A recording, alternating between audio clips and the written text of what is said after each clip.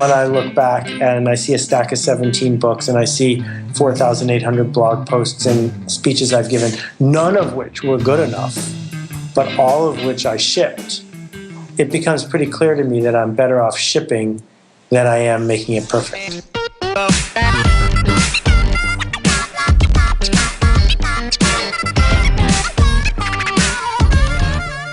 Welcome to The Portfolio Life with Jeff Goins. This is the podcast that helps you to pursue work that matters, make a difference with your art, and discover your true voice.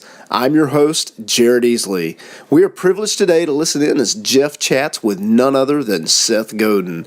That conversation is next. But first, this episode is brought to you by TribeWriters.com. TribeWriters.com is an online writing course designed to help you discover your voice as a writer and build the platform that will get you published. Get your first lesson free at TribeWriters.com. And now, Jeff Goins.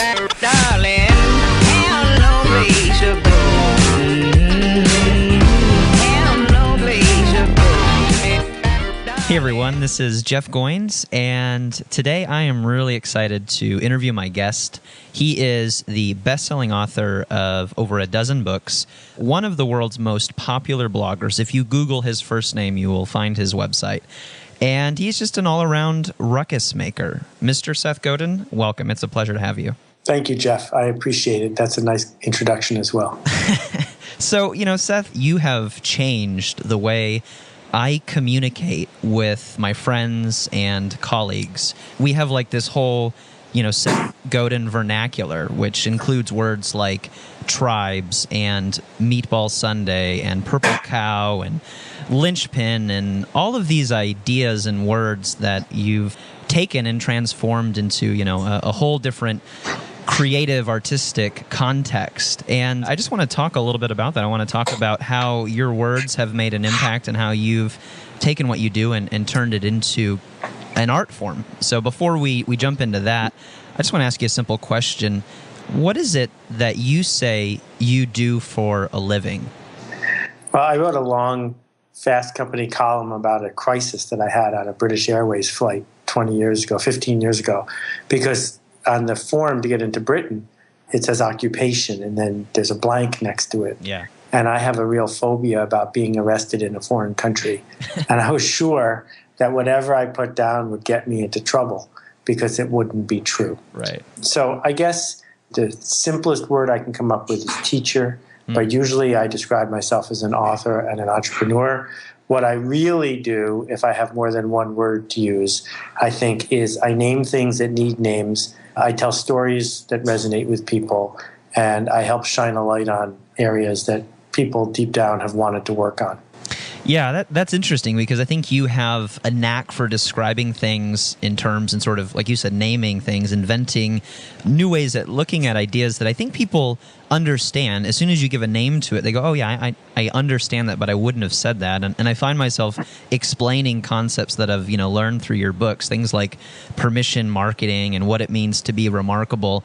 And sometimes I get tired of saying Seth says, and I want to come up with my own new cool term, and I'm just not as good at it as you are. Well, I think that pretty soon we'll be saying Jeff says, which is fine because it's a four-letter word that sort of rhymes. That's right. So it's all yours. Go for it. I'm tired.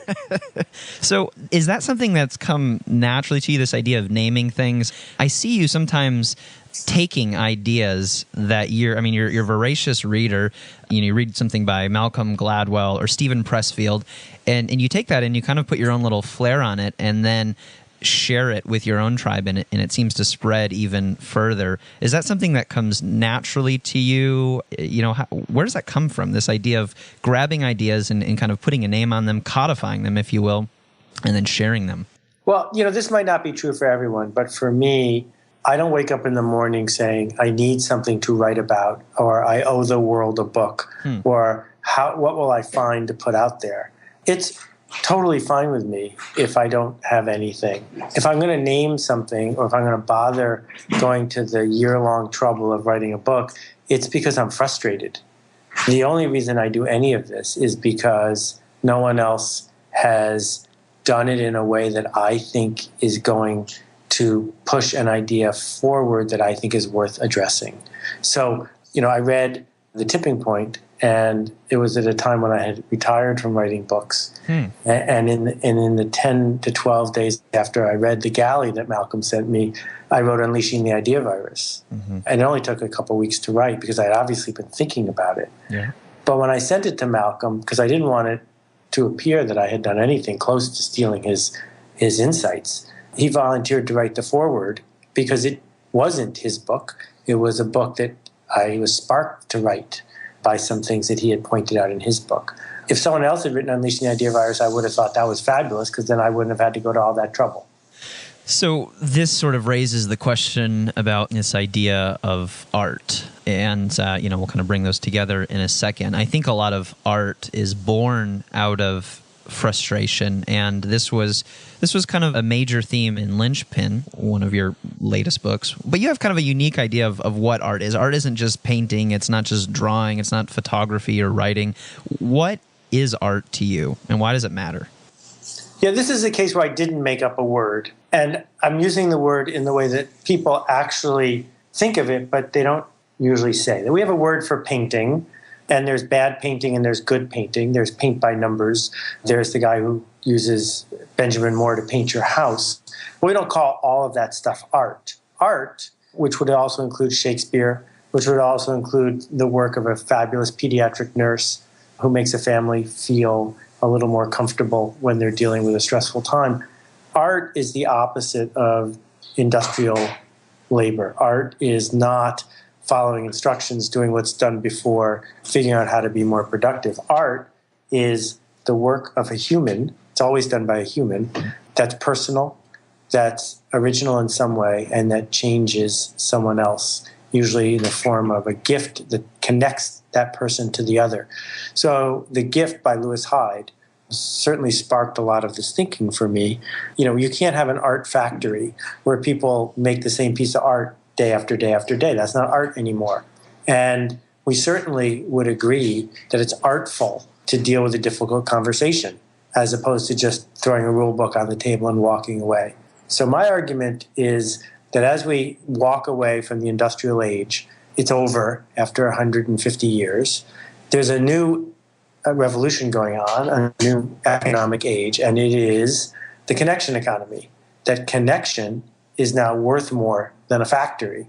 Knowing where things are is worth more than the things themselves. But most important, being trusted and respected and connected to your tribe is the most valuable asset going forward. And the amazing thing is that the only thing we want to connect to is art. We don't like or share or email or talk about boring stuff or things that are just like everything else. The things we seek out are the things we would miss if they were gone. And the things we would miss if they were gone all, to me at least, seem like art.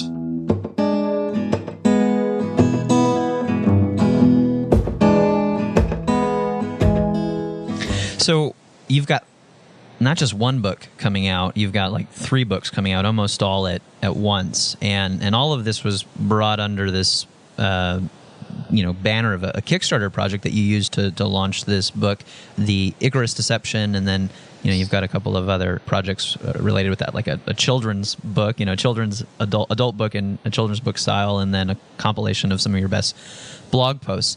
Really briefly, what is the Icarus Deception? What is this idea of why art matters, and what have we been deceived into believing?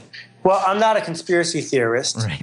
But this one's true, and it is that industrialists reformed our economy and our culture and our lives over the last 100 years. Because there's so much money on the table, we were open to it. And so, for example, we rebuilt what education meant from what it used to be, which was largely handmade and family delivered, into an industrial system of training people to be compliant workers at the factory. We rebuilt our spiritual institutions and our government institutions and our expectations for what the good life are, all because industrialists wanted us to, because there was so much at stake for them and for us. It made us all rich. so people went along with it. And the propaganda in the title refers to the fact that even mythology, the backbone of all the stories that we grow up believing, was changed. And the story of Daedalus and Icarus is that they were marooned on an island off the Aegean Sea in Greece by one of the gods. And Daedalus, an early engineer, built 2 sets of wings so they could fly away and escape. And he gave a set to Icarus, his beloved son, and said to Icarus 2 things. And one of them, everyone who's listening to this knows. The first thing he said was, don't fly too close to the sun because the wax will melt and you'll die. And that's what, I mean, it's like the boy who cried wolf. Everyone knows that in one sentence. But it turns out more than 100 years ago, they changed the story because he actually said 2 things. And the second thing he said was, but even more important, son, do not fly too low. Do not fly too close to the sea. If you fly too close to the sea, the mist will weigh down your feathers and you will surely perish. And the thing that strikes me as a citizen and an artist and a dad is that we have been brainwashed into flying too low. And as the industrial age ends, most of the stress that we're facing because we've been brainwashed into thinking that hubris is a bad thing, that independent thought is a bad thing, that art is for other people.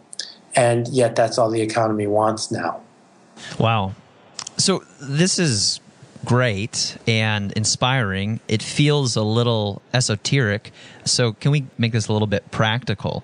So you and I both believe that art is a gift, that it's something that you share with the world, regardless of accolades or compensation. But let me ask you this. Is it okay to make money off of your art? Is it okay to be successful as an artist?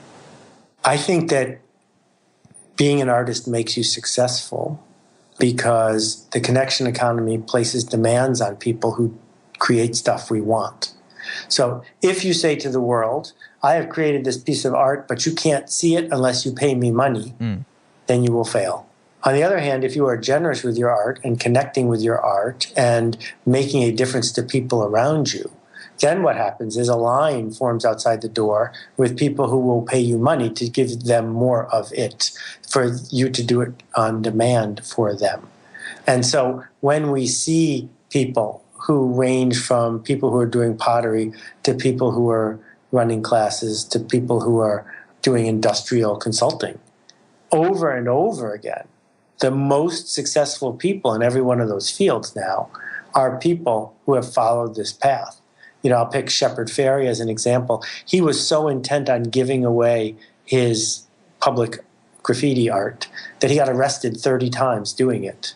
But now, an original piece of Shepard Fairey work costs $50,000 or more. And that's because if you want it, you have to pay for it. Yet he's still generously sharing the ideas behind it. You know, if we contrast the corporate created boy band that is going to disappear in a day with the musician who can't help but perform and play any chance she gets, that's where an Amanda Palmer comes from, right? That Amanda raised over $1 million on Kickstarter, not because she needed or wanted $1 million, but because her generosity and her relentlessly showing up to change us created enough demand that she could make a fine living doing it. So you obviously believe in this generosity mindset. I know you're not the only one doing this, but I think you're a notable example of building a tribe through generosity. I mean, I was just going back over the last several books that came out, and every book that I could find, there was something that you gave away. And sometimes it was the whole book, or it was, you know, with tribes, it was access to this membership community for, you know, all of the early adopters. Seth, where does that idea of being generous come from? Well, again, I want to make a distinction, because if you're doing this to create financial success, it almost never works. The reason that I charge for any of the stuff I do is because it enables my partners to take risks to put things into the world, and it enables us to pay for paper and stuff. Yeah. But, you know, if you look at my blog, if my blog is a careful plan to get you to buy a $14 book, that's pretty much of a waste, because it took me 7 years of doing it every single day to be able to make $1 royalty from you. It hardly pays. I do this because it's a privilege. And so the intent when I'm working is, how can I put this idea into the world and make connections for people in a way that scales, that doesn't drive me crazy, and that I'm proud of when it's over? And if along the way it sells some books, that's just fine. But it's not a gimmick. Do you ever struggle? Does the artist in you ever struggle with the entrepreneur in you, the person who wants to create a gift for the world versus the person who may see opportunities? Oh, yeah, it does. And it's less than it used to be. I mean, I struggled at the verge of bankruptcy for 7 or 8 years. And it's still, deep down, if you cut me open, inside is the struggling entrepreneur who's sure that tomorrow he has to go back to eating macaroni and cheese, which is a problem because I no longer eat macaroni or cheese. And I fight that in that when I keep track, if you said, what was 3 years ago like, or what was 7 years ago like, what were the highlights for you? I will never tell you, oh yeah, that was the day we sold 4,000 copies of something, or that was the day some business plan worked. No, I will say that was the day I looked into the eyes of somebody who made a connection, or that was the day I realized that I could help this cause or that organization or that person by connecting 2 dots that they hadn't been able to connect. Won't you roll the dice so I can know which way I should go? So as a writer, I'm constantly looking back at stuff I've created and going, man, I could do so much better now, and in some cases I'm working on something that I'm not even finished with, like a book, and I'm going, I want to just start over and make this whole thing much, much better. And, the Seth Godin voice in me tells me to ship and move on. But, sometimes I look back at those projects and I feel a sense of regret that I didn't try as hard or that I just didn't have the ability to really honor whatever the message was. Do you ever feel that? Oh, I feel that every single day. I mean, I just put together a 900-page, 19-pound collectible of 7 years in my blog posts, and I wanted to rewrite every single one of them. Yeah. So congratulations for having high standards, and congratulations for putting work into the world that you didn't have to. This sort of negative nostalgia paralyzes most people. And for me, when I look back and I see a stack of 17 books and I see 4,800 blog posts and speeches I've given, none of which were good enough, but all of which I shipped, it becomes pretty clear to me that I'm better off shipping than I am making it perfect. Can you talk about your these other 2 books that you have coming out? So you've got the Icarus Deception, and then you've got V is for Vulnerable, project that you did with Hugh McLeod, and then you've got this thing that you just referenced, this giant tome of a book, a collection of some of your best blog posts called "What You Gonna Do with That Duck?" Is that right? Well, okay, so let me talk about that one because there's a little bit of possible confusion. Sure. The giant 19-pound book isn't for sale. Right. I only offered that at Kickstarter. But then it was so much fun, we decided to make an abridged version, which is only 650 pages long and only weighs 2 pounds.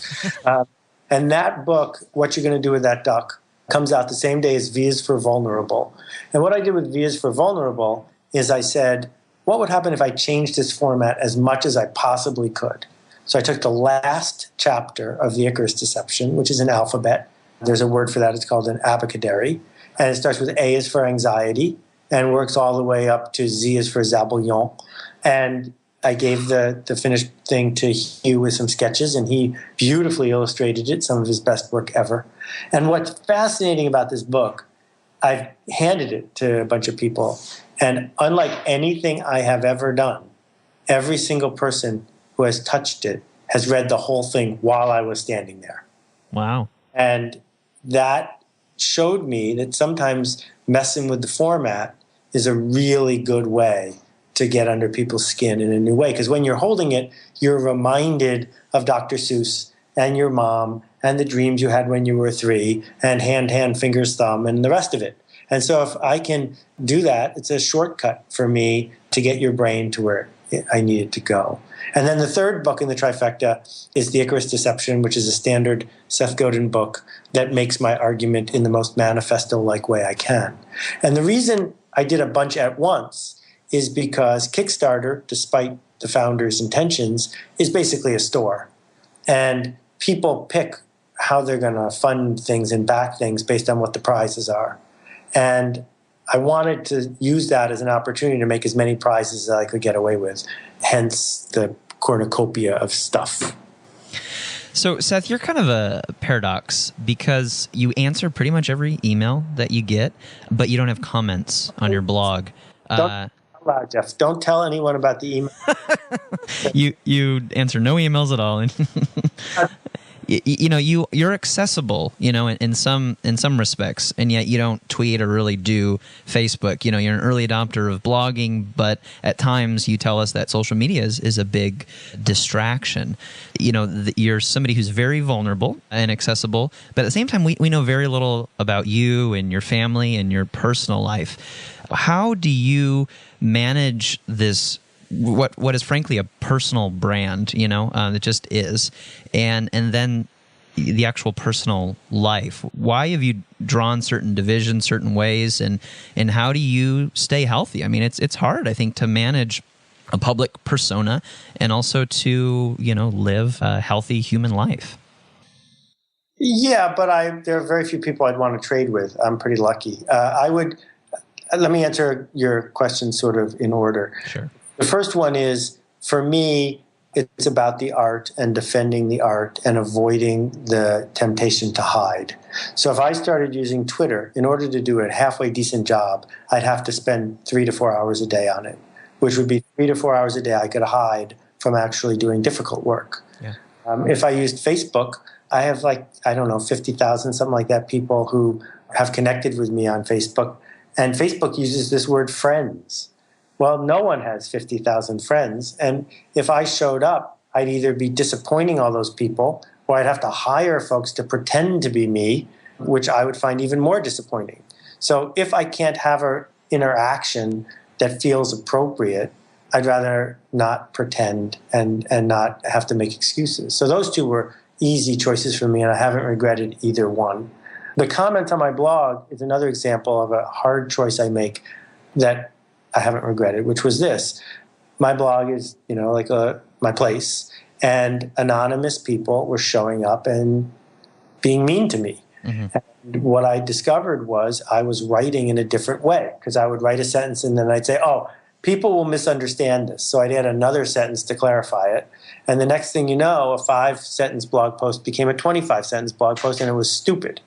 And I said, look, I have a choice. I can either have a blog with comments and no posts, or a blog with posts and no comments. And I said, you're welcome to comment on my work, just don't do it on my house.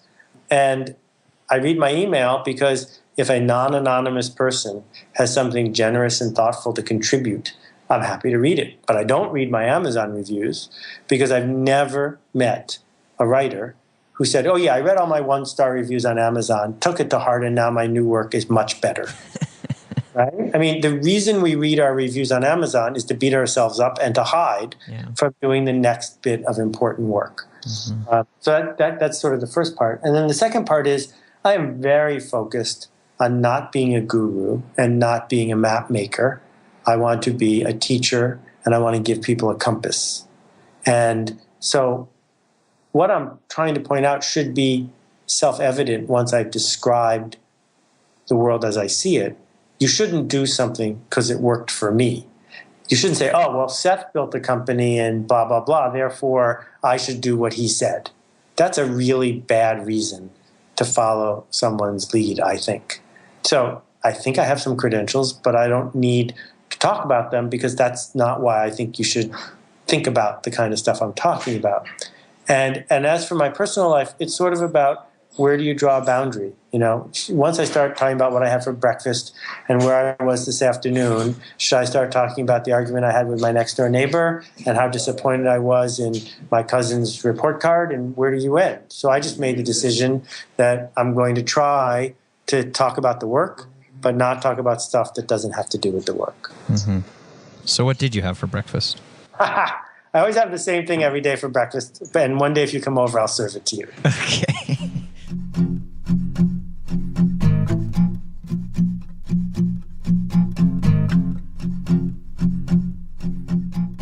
What are you afraid of? The biggest thing I'm afraid of is not doing this opportunity justice, this moment in time, this trust that I have, this leverage I have. I spend an enormous amount of time thinking about and unproductively worrying about what the next step should be. And I'm trying very hard to get better at that. And the second thing, which I think a lot of people worry about, if we're honest with ourselves, is what will I do if the world figures out that I'm a fraud? And I don't think I'm a fraud when I'm rational, but I think deep down when all of us are being irrational, it's easy to come to the conclusion that maybe, just maybe, we're like the Wizard of Oz. We have no right to be on stage. We have no right to post a blog post. We have no right to say anything to anyone because the level of perfectness. And I'm not perfect. I screw up all the time. I'm proud of so many of my failures. And I make the decision that, yeah, I'm going to be vulnerable and open to people criticizing what I have to say because I'm not right all the time. But if I have to polish it enough that I can guarantee, certify that it's perfect, hard as a diamond, then I'm never going to ship anything. Yeah. So I thought it'd be fun, we've got a couple of minutes left. I thought it'd be fun to ask some people, if they could ask you a question, what they'd ask you. And so I've got some really interesting, some kind of crazy, outlandish questions that people wanted to ask. Somebody asked about cremation. Somebody asked, who did you vote for? We're not going to ask those questions, but Ben had a really good question that I wanted to hear your answer to. He said, if you could give your 25-year-old self, your younger self, a book, what book would you give yourself? Oh, boy. Well, like all of these science fiction questions, the game player in me wants a loophole, right? You're right. Uh-huh.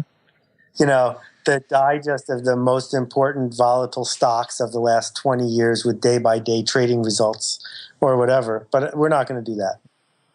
Sheesh. Yes. From a world-shifting point of view, Kevin Kelly's book about the dawn of the internet, which was called Rules for Something, 7 Rules. It's by Kevin Kelly. Mm-hmm. That book changed my worldview more profoundly about how the media and the internet were going to change everything than any book I've ever read. It was a revelation and it was eye-opening. So that's one answer. The other answer, sort of from a more personal level, is it wasn't until I was 31 that I started listening to Zig Ziglar, his books on how to stay motivated and selling. And between 25 and 31, I really needed them and didn't know they existed. Yeah. So I guess I would use that one as the second choice. That's great. One more question from Drew. He says, you write about work in the post-industrial era, but what are some of the skills that a person needs to develop to succeed in our new world? So, this idea of building a faster, more efficient, less human system has gone away, and now we're kind of in this dawn of a new era, the connection economy that you talked about. For those who want to succeed in this new world, what are some skills that we should look to actively develop? Well, there are 2 categories. Category number 1 is what everyone needs, which is bravery, the ability to notice things, the ability to connect at a human level. These are human attributes that can be learned. They are skills. You're not born with them. And if you make an effort to do so, you'll get better at it. So that's for everyone. And then category 2 is pick anything that can be learned that people value and learn how to do it better than everyone else. That we don't reward people who are wandering generalities. We're going to only reward, as Zig would say, meaningful specifics. And so if you're going to make art, it's going to be because that thing you are doing with such flair and authority that you can get past the tactics and actually let yourself be part of it. So anyone who says everyone needs to learn CSS or everyone needs to learn JavaScript or everyone needs to learn French, that's not the point. You just have to pick something, and it doesn't even matter whether you're right as long as it's one of the top 50 that's appropriate for you, and commit to it to a level where people would miss you if you were gone. One more. Are all the good ideas taken? Ha ha! Are you kidding? Oh boy. There's the resistance. There's the lizard brain speaking loudly and clearly. You know, I was a brainstorming session for a big conference where they were lamenting that there weren't any good speakers left, that there weren't any good ideas that hadn't been talked about. And I couldn't stop laughing because that's insane. What it says is that you are simultaneously looking for new and proven. There is an unlimited number of unproven, risky, crazy, stupid, this will never work ideas out there. There are 0 brand new good ideas, because if it's something you think is a good idea, it's probably not brand new. So do you subscribe to this idea that, you know, good artists copy, great artists steal, or that we can come up with original, new, and interesting ways of approaching old problems? Well, people criticize Jeff Koons for taking the idea of a balloon animal and having his artisans turn it into a 40-foot tall metal balloon animal and getting paid $2 million for what basically he could have done in an afternoon. And that's not stealing. The guy who makes the second giant metal balloon animal is stealing. What Jeff did that made him worthy of the conversation was he took this eminently disposable, costs a penny, made by a pimply 12-year-old magician item and turned it into something that looks like it belongs in a museum with iconography right next to it. That act was scary. That act exposed him to ridicule. That act might have totally failed. For me, the way you're doing art, in addition to the connection part, is when you are about to ship it to the world, you say to yourself, this might not work. And that is at the heart of everything I do. When I post a blog post, or when I launch a conference, or when I write a book, if I'm not saying to myself, this might not work before I press the publish button, then I haven't pushed myself hard enough. So last question, and this is the most important one, since you mentioned your affinity for boy band groups earlier, what I intuited to be an affinity. If you were a member of a boy band, which is, you know, a high possibility, what would it be called? You know, one of the movies that had a huge impact on my life was Buckaroo Banzai, partly because it's such a bad movie, and partly because I named my first internet company Yo-Yo-Dine after a key element of the movie. Yesterday, I was on hold for half an hour at an internet hosting company, and the music on hold was the theme from this movie. How? I don't know. So there's no question that the name of the band would be Buckaroo Banzai and the Hong Kong Cavaliers. Seth, thanks so much for your time. I really enjoyed chatting with you. I'm looking forward to diving into all of these new projects, especially the Icarus Deception. Again, thanks. It's a pleasure. Thank you, Jeff. That was fun.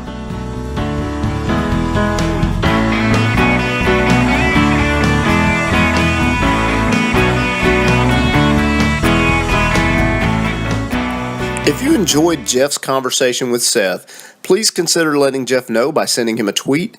Send him your note to @JeffGoins on Twitter. That's @JeffGoins on Twitter.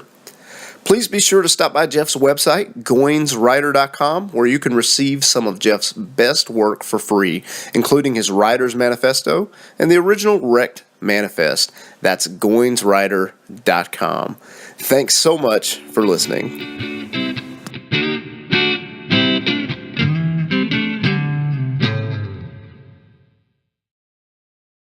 And the amazing thing is that the only thing we want to connect to is art. We don't like or share or email or talk about boring stuff or things that are just like everything else. The things we seek out are the things we would miss if they were gone. And the things we would miss if they were gone all